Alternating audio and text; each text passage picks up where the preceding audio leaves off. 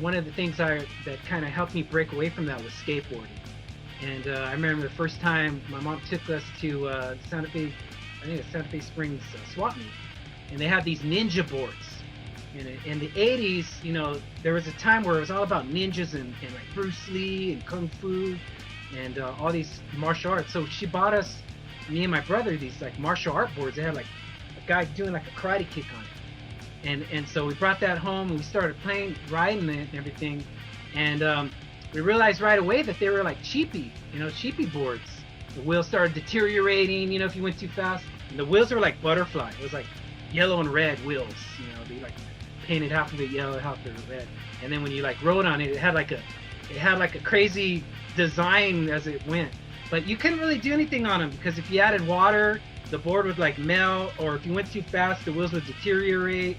They were like cheapy, man.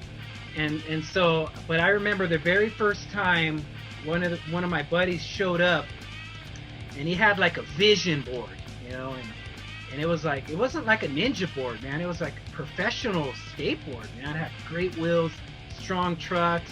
And I remember at that moment I was like, man, I want to do that. I want a good skateboard because I really want to start skating. Yeah, yeah, yeah, yeah, yeah. My mom bought me my very first professional skateboard, and it was a Steve Caballero. It was red, and it had a big dragon on it. And this was really a game changer. You know, skateboarding was kind of fresh to us. You know, they had it in the 70s, but in the 80s it started really building momentum. But the only thing is that the pro boards were really expensive. And so I remember my mom having to buy it even in parts.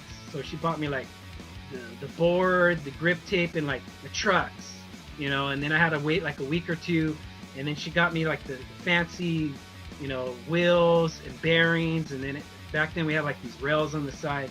And so I remember just anticipating like, man, I'm gonna put this thing together. And once I had it all put together, that's all I wanted to do was skate, man. And everyone was building ramps, and we were looking for ditches to ride in, and jumping off of stuff, and jumping off curbs and stairs, and it went gangbusters, man. It was fun. We had a lot